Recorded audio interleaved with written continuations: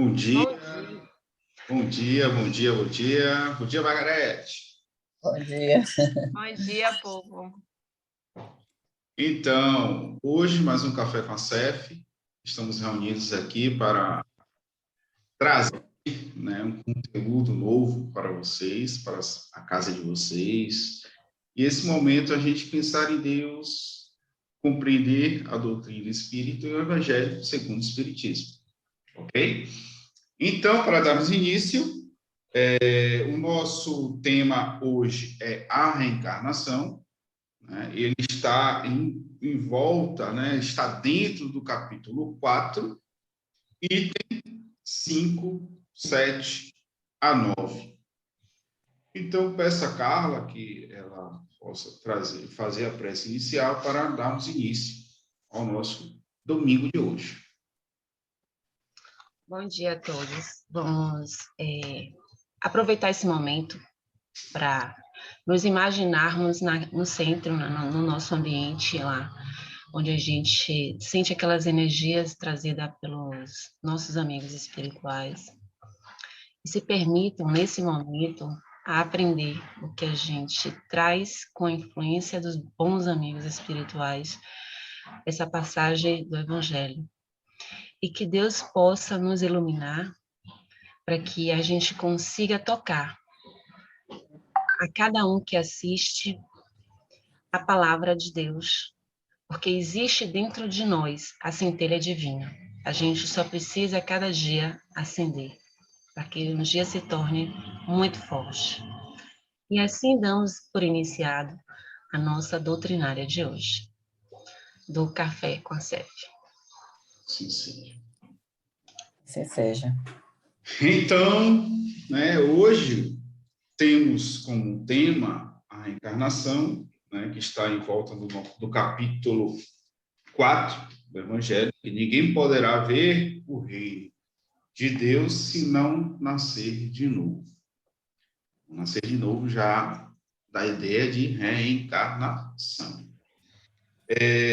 O nosso objetivo de hoje é a gente poder analisar com calma, perceber o que é que o Evangelho nos traz sobre ninguém poderá ver o reino de Deus se não nascer de novo e buscar a importância da reencarnação para o progresso dos espíritos.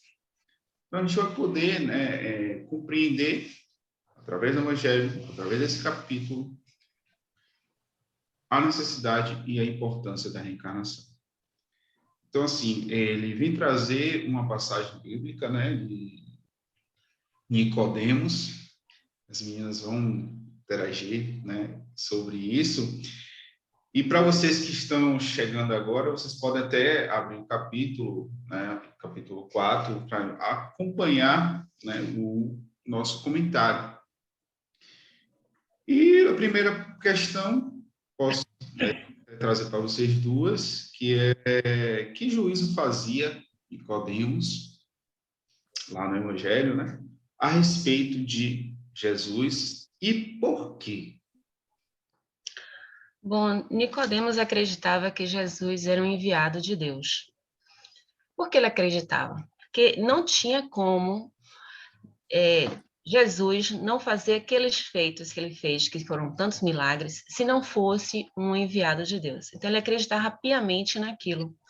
Então, ele, na realidade, ele validava a imagem, o ser que era Jesus, a importância, ele dava a importância devida que era Jesus. Então, é como se dissesse para os demais que aquele dali é um Messias, é um enviado de Deus, porque não tem como um outro ser humano fazer tantos feitos sem a permissão de Deus, tantos milagres sem a permissão de Deus. E pela bagagem que Jesus trazia de conhecimento e credibilidade que ele dava nas suas palavras, isso ratificava o que Nicodemos acreditava. Como Nicodemos era um senador, então ele era uma pessoa de uma certa importância naquela época, isso validava mais ainda, essa questão de Jesus ter uma importância, essa fala dele, por isso que foi tão importante. E ele trata nesse capítulo, ele diz assim: Mestre, sabemos que vieste da parte de Deus para nos instruir, porquanto ninguém poderia fazer os milagres que fazes se Deus não estivesse com ele. Então, é como a Carla falou, ele ratifica, né, o poder de Jesus como enviado de Deus em fazer os milagres e aquelas ações que Jesus tinha em poder gerar realmente milagres. A gente entende depois que em outras passagens Jesus fala que o milagre realmente ele diz não é meu, eu não consigo fazer se Deus não me permitiu, não me permite, não me permitisse, né? E que se a gente tivesse a fé, a gente também conseguiria atingir esses milagres. Mas realmente essa passagem da Bíblia ela vem da força em que Jesus é o enviado de Deus. Só para a gente entender, quem não tiver com o Evangelho, tiver com a Bíblia, está lá em João, capítulo 3, 3, versículo 1 a 12, ok? E aqui Jesus se refere quando afirma ser preciso nascer de novo para se ver o reino de Deus. Ele se referiu a quê? Bom, para os espíritos é até mais fácil entender quando a gente fala do processo reencarnatório, né? Que as vidas sucessivas nos ajudam a resgatar os nossos débitos, né? E a evoluir a cada aprendizado nesse processo de existência. Porque a cada dificuldade que a gente passa, a gente vai aprendendo. A cada fato novo que acontece, que nos surpreende emocionalmente, a gente vai aprendendo. Então, é uma oportunidade, a reencarnação, seja o nascer de novo, é uma oportunidade que cada ser humano tem de tentar se habilitar ao reino de Deus. Porque à medida que a gente vai evoluindo, em cada reencarnação, a gente vai estar mais próximo ao nosso processo evolutivo e mais perto em habitar o reino de Deus. A gente entendendo que estamos em um mundo de provas e expiações e que a gente precisa eliminar as imperfeições que temos ainda. Então, e a quantidade de imperfeição que a gente, olhando ao redor do mundo, a gente consegue enxergar, mesmo com toda a nossa ignorância, a gente entende que o processo reencarnatório não se poderia dar em uma única encarnação, né? A gente precisa realmente voltar várias vezes, quantas forem necessárias para a nossa evolução. E isso é particular, é de cada um. A evolução de cada um e a quantidade de reencarnação que cada um vai precisar realmente fazer, depende do grau de evolução de cada indivíduo, né? Não é Isso. uma coisa que é engessada. Então, esse processo é individual e depende do grau de maturação espiritual que a gente tenha, né? De quanto menos a gente estiver apegado à matéria, mais perto de Deus a gente, vamos dizer assim, está. Então, quanto menos materialista e com a evolução moral a gente tiver, a gente vai poder compreender e realmente viver na casa do Pai mais próximo, né? A gente estará mais próximo dessa evolução, vamos dizer assim. A gente vê lá nas leituras, né? Tem uma passagem tipo assim: renascer da água e do espírito. O que significa isso? Aí a gente tem que voltar um pouquinho à história, né? O que a água representava naquela época. Que como o próprio Evangelho, o livro traz, né? Que era um símbolo da natureza material. Era o único elemento gerador da vida. Então, a água... Jesus, na realidade, usou uma linguagem que eles pudessem entender. Que a água era o poder da vida, ou seja, significa o renascer, né? E aí ele fala também que a questão, o espírito, né? Que ele falou água, espírito, o espírito simboliza a natureza inteligente, que é renascer do espírito, corresponde a renascer com sua alma. E aí são coisas independentes, porém interligadas. né? Que o renascer é o renascer pela questão material, que aí precisa de um outro ser para gerar, né, com a questão matéria, mas o espírito que traz, que se liga a este corpo, vamos assim dizer, é originado de Deus, que nasce do espírito, ou seja, da alma. Renascer da água, então, seria renascer do corpo, né? Dar a forma física à vida. E renascer do espírito é da forma ao espírito, seria a alma. O nascimento do indivíduo seria a parte da nossa alma, não é isso? Que é criada, né? Quem criou a alma foi Deus. Já a carne, né? O renascer que surge da água, seríamos nós no processo de gerar um filho, gerar as partículas, moléculas e a matéria em si, né? Que é o renascer. Veja aqui o meio fluido. A criança nasce nesse meio fluido. Então, ele faz uma comparação da questão da água como símbolo da vida, entendeu? Tem um trecho do Evangelho que ele diz assim, que o pai, ele dá ao filho a matéria, mas não é ele que dá ao indivíduo o espírito, porque esse vem de Deus. Então, os vínculos que a gente tem familiares, por isso que dizem que os vínculos são materiais e não espirituais. Claro que a gente pode já ter vivido enquanto espíritos juntos e reencarnaremos juntos, né? Mas é como você fala, a matéria vem da matéria, e o espírito vem do espírito, não pode ser, são situações desvinculadas, né? Deixa eu só resumir o que você acabou de falar. Por exemplo, eu tenho traços físicos, né, dos meus pais, porque geneticamente eu trago, né, a composição dos dois juntos. Então, eu vou trazer características físicas dos meus pais. Porém, as minhas características de espírito, meu comportamento, a forma de agir, de pensar, não sei o quê, trago comigo da minha essência espiritual, que independe da essência dos pais. E aí a gente pode até fazer uma alusão, tipo, em uma família onde tem os filhos são bonzinhos, né, educados, coisa e tal, e na mesma família eu tenho aquela criaturinha que é toda travessa, né, pelos avessos. Então, porque eles trazem em si as suas características de espíritos antes dessa existência, que independe dos pais. É isso.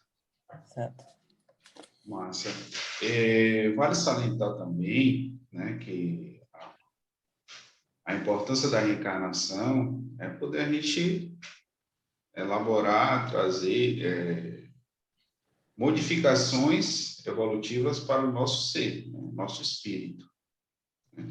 E isso vocês falaram muito, muito interessante, que vocês trouxeram a interpretação do que está no Evangelho para o dia de hoje, né, o nosso bate-papo, para a gente poder trazer algo mais fácil, que o que está escrito na Bíblia, às vezes a interpretação é muito vasta, né, porque dá vários sentidos, né, para a gente. Então, assim, a gente focar na ideia da reencarnação, essa necessidade da ressurreição.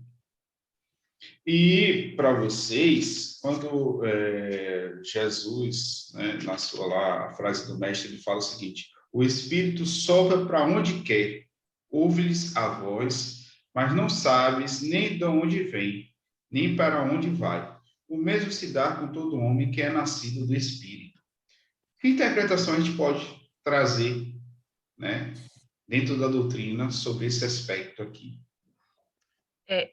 A gente pode entender a questão até de Deus. Deus é o quê? Onipresente. E a gente, se eu for procurar, a gente não sabe a origem de Deus e nem onde Deus está especificamente.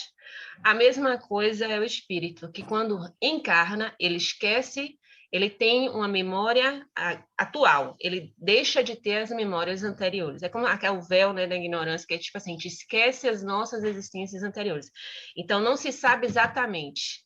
Por isso, o estar aqui agora é como se eu esquecesse. É óbvio que ao desencarnar, eu volto a lembrar todo o meu processo, eu faço uma conexão, né? de tudo que eu vivi antes com agora e o processo. Por que isso é necessário, né?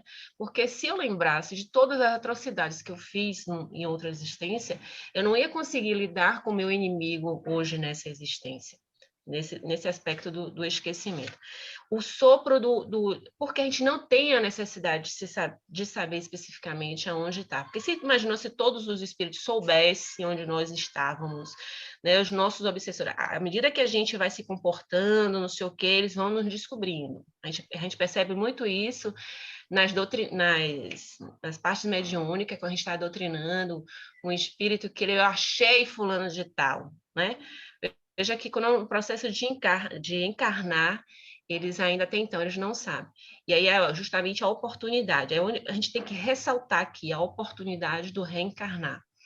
Que a gente reencarna para que a gente mude de comportamento que a gente tinha antes.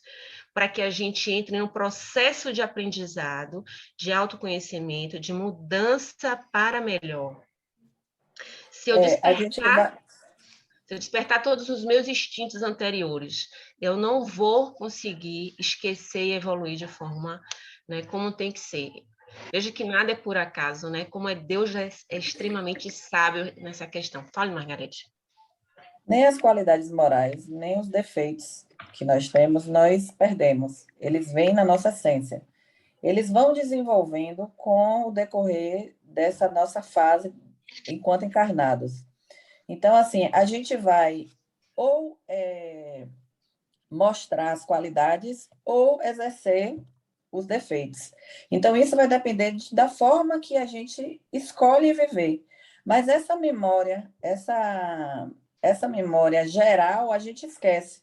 Mas está intrínseco aqui dentro da gente, guardado. E a gente vai despertando cada pontinho desse de acordo com o que a gente vai vivendo. Se eu vou vivendo no caminho do bem, se eu procuro me orientar em relação à minha vida espiritual, se eu dou margem mais à minha vida espiritual e menos à minha vida material, normalmente eu vou elucidar nessa minha existência as minhas qualidades morais. Se, ao contrário, eu, em vez de elucidar as qualidades morais, eu vou transparecer mais os defeitos, as correções. E isso vai fazer com que eu saia do caminho correto, né? Então, assim, é proposital que a gente esqueça para que a gente possa exercer o nosso livre-arbítrio para crescer moralmente, para a gente poder realmente ter o mérito de poder estar perto da casa do Pai, né? Porque isso é uma escolha nossa, quando a gente exerce nosso livre-arbítrio da forma que a gente vem vivendo. E aí, diante disso, é que a gente vai compreender que a memória não é necessária, mas que ela está aqui dentro. E que a gente, a qualquer momento, pode elucidar uma coisa ou outra. Então, ela é esquecida momentaneamente, mas ela não é eliminada da nossa vida, nem da nossa alma, e nem que vai os méritos que tivemos em outras existências, não que a gente não vá exercer, mas a gente entende também que cada existência é única e que a gente deve entender como uma oportunidade de crescimento e se ligar realmente ao caminho do bem, né? Para que a gente possa não estar repetindo defeitos, falhas e coisas que vá, em vez de fazer com que a gente evolua, mas que a gente paralise. Para não ficar assim, sem não ter dito nada, eu vou ler aqui, para fechar só o questionamento de Jajá, para que todos possam entender melhor. Podemos interpretá-la tanto em relação ao Espírito de Deus, que, sendo onipresente, está sempre em toda parte, e não o podemos localizar, como ao Espírito do homem, que, ao reencarnar, tudo esquece das existências anteriores, nada sabendo do que foi, nem do que virá a ser. Se o espírito ou a alma fosse criado ao mesmo tempo que o corpo, saber-se-ia de onde ele veio, pois que se lhes conheceria o começo. Ou seja, se os dois fossem criados ao mesmo tempo, a gente saberia a origem. Então, a gente não sabe a origem do espírito, a gente sabe a origem da carne que foi gerada pelos aqueles dois pais e tal. Mas se fossem gerados ao mesmo tempo, a gente saberia, tipo assim, surgiu de X e Y, que ao gerar aquela criança, então aquele ser surgiu dali. Não, porque o espírito já foi criado anteriormente por Deus. É isso que ele tem trazido aqui. Uma coisa interessante também, que vale a gente se antenar, é a surpresa de Nicodemos, né? Ele se assusta, às vezes, pelos ensinamentos de Jesus. E Jesus traz importância na fala, traz uma veracidade que é absurda. E ele fica assim, meu Deus, que isso, né? Às vezes fica se questionando, mas Jesus trouxe, né, essa veracidade nessa passagem. Trouxe, separou, instruiu o ser humano como nós, né? Ou veja que isso lá o João escreveu, né? Foi João que escreveu essa parte sobre esse ensinamento de Jesus, traduziu e chegou até hoje aqui, gente. E hoje a gente pode perceber o ensinamento de Jesus através da doutrina espírita, né? Está aqui no Evangelho. Então, ele faz essa alusão da necessidade, da importância da reencarnação, falando que é da carne, que é do espírito, né? Essa necessidade, tudo que vocês falaram também, não precisa, quando está encarnado, a gente não precisa saber o que a gente foi no passado, né? Não tem, assim, não tem essa necessidade de a gente saber que a gente foi em uma outra vida passada. Não tem, porque esse momento é único agora. A gente está em outra evolução, outro momento, outro aprendizado. Então, né, que lição que a gente pode, na prática, tirar desses ensinamentos todos que Jesus trouxe nesse capítulo? Que cada existência que a gente, cada reencarnação, que a gente é uma oportunidade de progresso, né? E que a gente realmente tem que procurar estar no caminho do bem, compreender a importância dessa reencarnação e evoluir moralmente, né? Para que a gente não precise reencarnar por mais e mais vezes, né? A necessidade da compreensão da nossa conduta, da nossa evolução moral, para que a gente, quanto mais evoluído moralmente, menos a gente vai precisar reencarnar, né? Sim. Tá? Eu estava aqui viajando no que você falou de Nicodemos, porque ele ficava abismado, né, com a questão de Jesus. E eu lembro que Jesus falava também para ele assim: a gente só pode falar daquilo que a gente entende. Então, Nicodemos não poderia ter a compreensão e nem falar sobre isso se ele não tinha essa vivência, essa experiência que Jesus trazia, né? E veja que Jesus nunca foi contraditório. Então, por isso que ele tinha credibilidade, e tem até hoje, né? Porque, afinal de contas, é temporal todos os ensinamentos trazidos por Jesus. Então, é aí onde Nicodemos entra com a questão da validação do que Jesus trazia. Por isso a importância dessa validação, porque, como Margarete falou, ele era... Como é mesmo que eu esqueci? Nicodemos era o quê? Ele era um senador. Senador, então. A importância dele validava mais ainda a questão da fala de Jesus. E a gente tenta aprender com tudo isso, e à medida que a gente estuda, que a gente ouve uma palestra, a gente vai se educando e se evoluindo. Então, além da a gente entender qual é a nossa real importância de estar encarnado, né, a gente tem que buscar cada dia esse conhecimento, porque a gente vai sair do estágio de ignorância. Eu vou deixar de ter uma fé cega, ditada por alguém, e vou ter uma fé raciocinada, entendendo a lógica das coisas. E é o que nos força a permanecer naquele propósito do bem, à medida que a gente tem a lógica das coisas racional, né? E o entendimento não é porque eu quero, não é porque foi dito, é o que é o certo, e eu consegui provar por A mais B, e Jesus conseguiu provar por A mais B, que era dessa forma, a forma mais coerente e correta. Então, a gente entende hoje, com o estudo, né, com o que a gente já viu, que a gente não está aqui por acaso, que toda reencarnação tem um propósito, e elas vão ser necessárias quantas vezes forem até a gente chegar no nosso estágio evolutivo, Quando chegar, a gente simplesmente vai sair do planeta Terra, que tem uma vibração, né, tem um propósito, para um outro planeta, onde caiba, né, dentro do nosso processo evolutivo. Como foi dito, a gente sabe que na casa do Pai existe várias moradas. Então, a gente está aqui por um propósito, entendendo que a Terra é uma grande escola fraternal. Então, que a gente tenha consciência disso, que a cada dia a gente tenha consciência disso.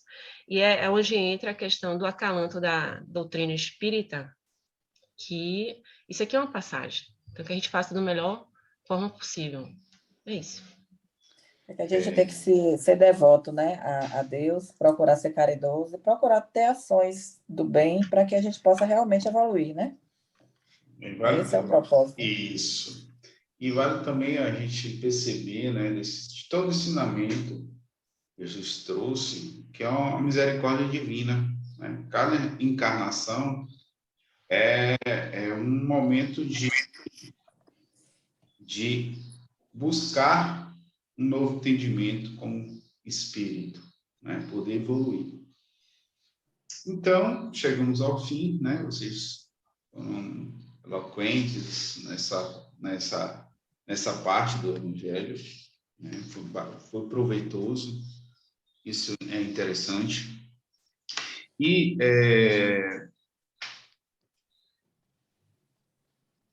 vocês querem falar alguma coisa para concluir? Não, Na verdade, a gente falou uma pequena parte do processo de reencarnação, né? Testar essa fase em que Jesus ele introduziu esse assunto sobre que naquela época foi tratado como ressurreição. Então, o entendimento do porquê do processo reencarnatório, né? E a partir na próxima semana, o pessoal vai dar continuidade em explicar mais minuciosamente como é que se dá realmente esse processo. Hoje a gente veio apenas pincelar um pouco dessa Fazer a necessidade e como a introdução disso, né? Aquela de lá de trás, dos primórdios, do ensinamento de Jesus. Carla? Tranquilo, vocês já disseram tudo. Só Então, pronto. Agradecer a vocês que estão nos assistindo mais um domingo, mais um Café com a CEF, não é? Com muito louvor, muita paz e muito amor no coração de estar aqui falando, conversando com minhas duas amigas, Carla e Margarete. E vamos finalizar com nossa prece final. Pedimos que todos nesse momento fechem os olhos, silenciem o pensamento e percebam que esse momento aqui, no planeta Terra, é único. Único para poder evoluir, poder construir uma moralidade interna, construir o amor ao próximo, caridade para aqueles que nesse momento necessitam. Momento único é esse de estar encarnado. E vamos pedir a Deus muita resignação, muita compreensão nas nossas dificuldades e muita força para não desistirmos do propósito. Que os amigos espirituais estejam conosco, os nossos anjos protetores possam nos orientar cada vez mais. E é com muito amor que encerramos o nosso Café com a CEF. Assim seja. Assim seja. Assim seja. Tchau, fiquem com Deus. Bom domingo a todos. Fiquem com Deus. Bom domingo, boa semana a todos. Obrigado pela oportunidade. Até a próxima. Até, tchau. Nesse momento, faça uma inspiração profunda e expire, soltando o ar pela boca entreaberta, levemente, liberando todas as tensões, todas as preocupações.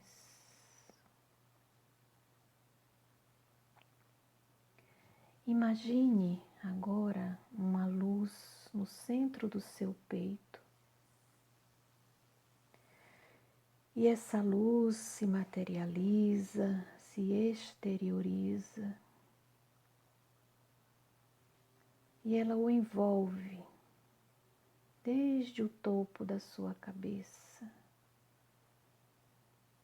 tomando a sua face e todo o seu corpo. Essa luz, ela vem do Cristo Jesus, dos espíritos superiores. E nesse momento você se entrega a essa energia poderosa, entregando a Jesus todas as suas preocupações, todas as suas dúvidas, todas as suas incertezas, todos os seus medos. E a energia crística o envolve, dissolvendo todos esses sentimentos. Inspire profundamente. E agora você se percebe mais leve, sentindo o seu coração apaziguado, envolvido nessa energia amorosa, trazida pelo Cristo e pelos seus benfeitores de luz. Sinta-se amparado, refeito, pronto para continuar a sua jornada. Agradeça e que a luz e o amor do Cristo permaneçam contigo. Que assim seja.